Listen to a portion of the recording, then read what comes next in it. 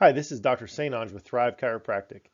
I would like you to watch this video so that I can explain some of the basic premises of your chiropractic care, what benefits that you can expect, and quite frankly, why it should matter to you.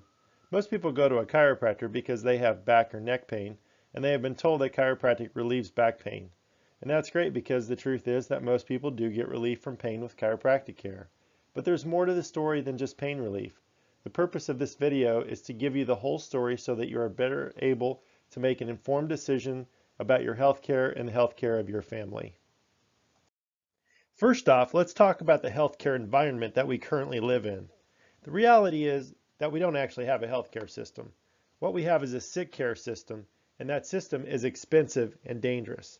Allow me to explain. The United States spends twice as much money per person as the second highest spending country in the world, Sweden. We spend over $10,000 per person per year, or just over $3 trillion annually. For that vast sum of money, the World Health Organization ranks the health of the United States 37th, just below Costa Rica and just above Slovenia. Furthermore, healthcare is the leading cause of bankruptcy in the United States. 62% of bankruptcies are caused by medical bills, and 75% of those people had medical insurance.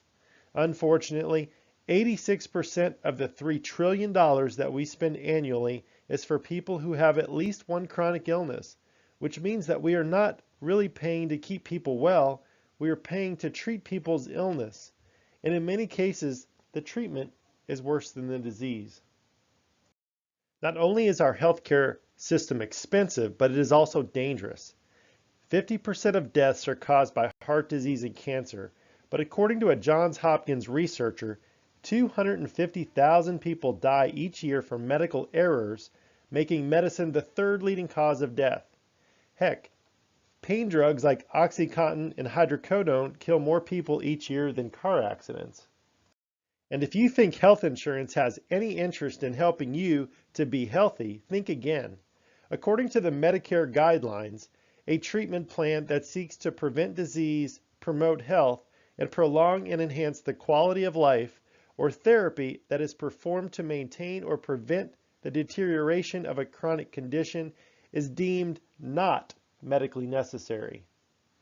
So you see, insurance isn't actually even interested in your health.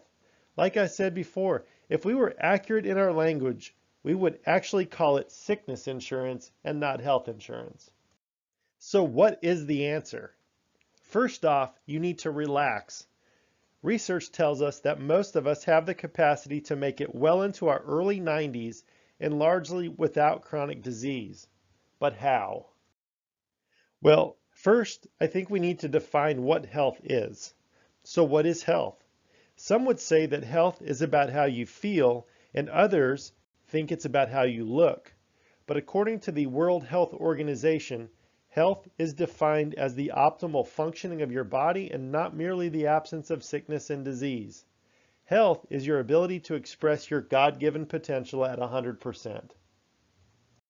You see, health is not about how you feel, because we all know about the guy who felt great going home from work on Friday but was found dead on Monday of a heart attack.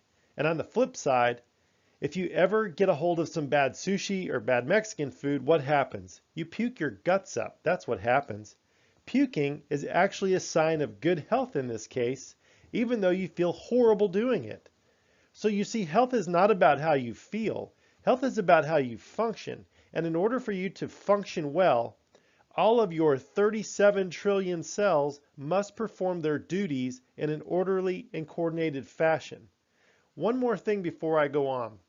There is this idea out there that it doesn't matter what you do, what you believe, or what you eat. Your health is out of your control. This idea is simply false.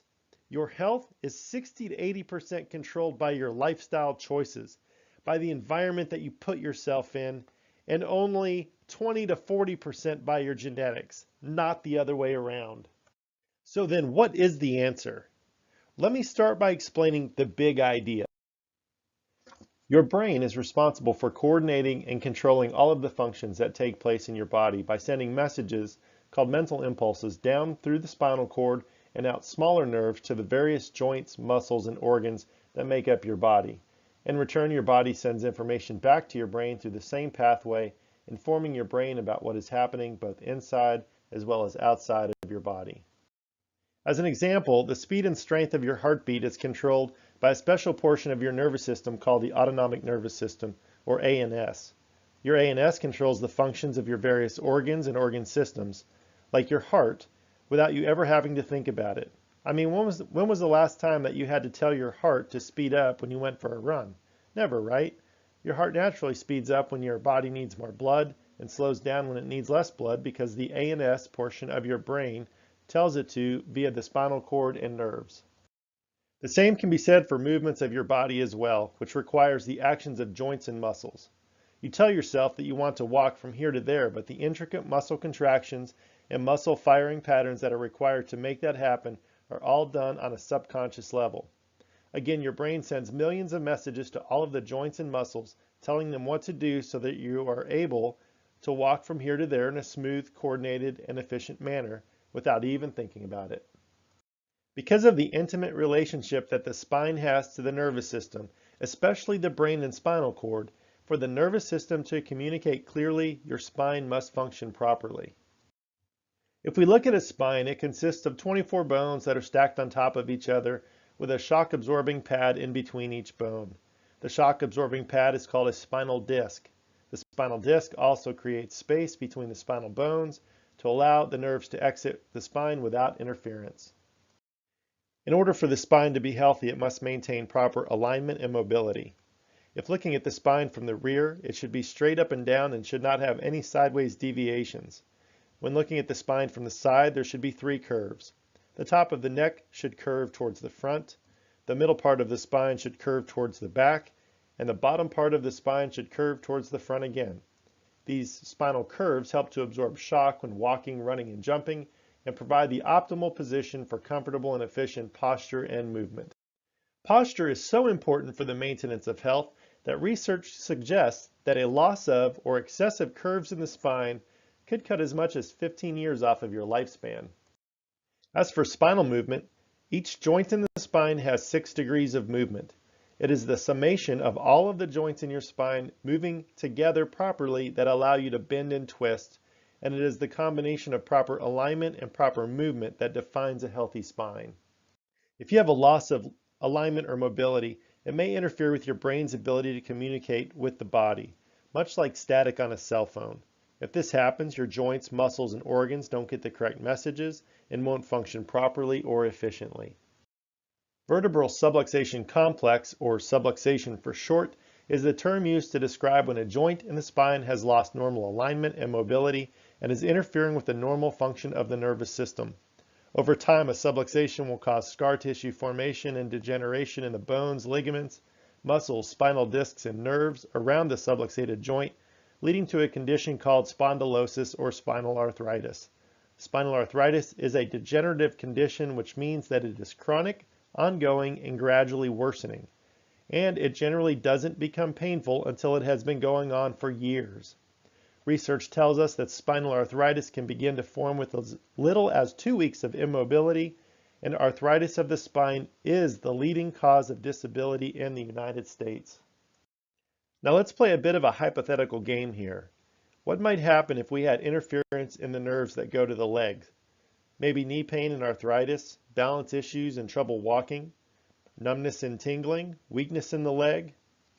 What about the back? Of course, back pain and arthritis, but since the nerves that leave the back also go to the kidneys, bladder, reproductive organs, and digestive system, you may also experience gas, bloating, indigestion, painful or irregular menstrual periods, erectile dysfunction, bedwetting, and constipation, just to name a few. What about the interference in the nerves that go to your heart, or lungs, or immune system? Keep in mind that every cell, tissue, and organ is controlled by the brain via the nervous system, so if you have a subluxation causing nervous system interference, you could literally have almost any symptom as a result of that interference. Let me throw one other thing at you. Only about 10% of the nervous system perceives pain, so you could have a lot of interference and dysfunction going on and not experience any pain at all. Painkillers and anti-inflammatories only mask the symptoms of this problem and do nothing to stop or treat this condition. So what does a chiropractor do?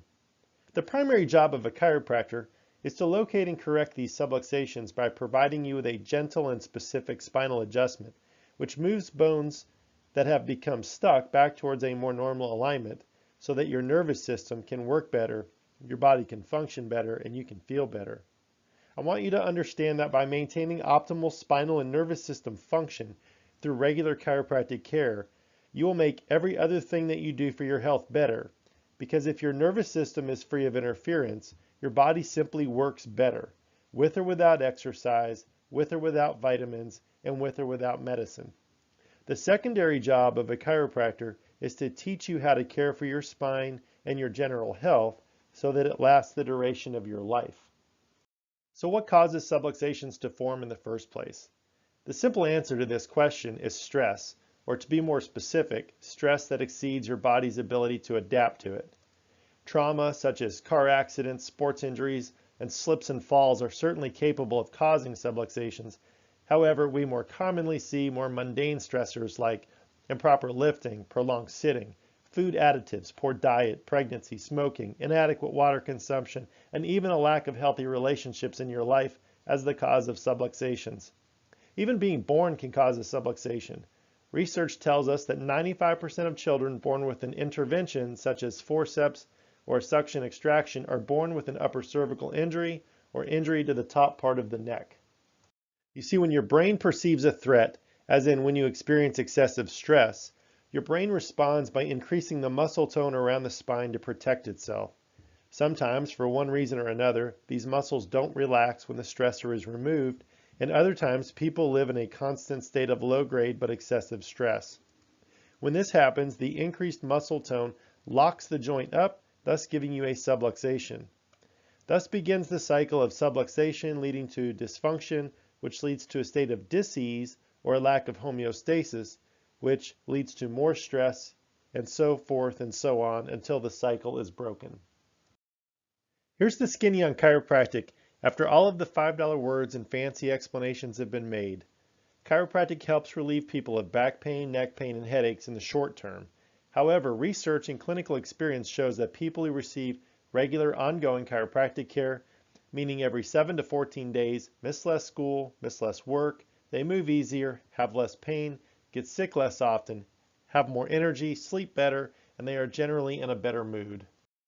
Furthermore, people who suffer from chronic pain have less pain and disability when they receive spinal adjustments every 2 weeks than back pain sufferers who do not.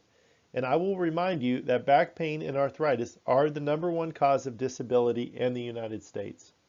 And finally, research has shown that people under chiropractic care have 60% fewer hospital admissions, 69% fewer days spent in a hospital, 85% fewer outpatient procedures, and 56% less pharmaceutical costs than people who are not under chiropractic care. You see, medicine may be good for crisis care such as acute trauma and infection, but maintaining optimal functioning of your spine and nervous system through regular chiropractic care is essential for maintaining good health over a lifetime. So if you want my secret to maintaining optimal health and vitality over the course of your life, here it is. Engage in regular physical activity involving a combination of walking and running, mobility, and strength exercises for at least 3 hours per week. Eat a sensible diet with as little sugar and processed food as possible and as much healthy fat and fruits and vegetables as possible. Keep your thoughts positive by reading and listening to positive, uplifting messages, avoiding negative TV, social media, and books, and maintaining healthy relationships with people who are capable of having healthy relationships. And keep your spine aligned, mobile, and strong by seeing a chiropractor at least every 2 weeks and doing your spinal exercises. At the end of the day, you can either choose to manage your health or treat your illness. The choice is yours to make. I pray that you will choose wisely. God bless.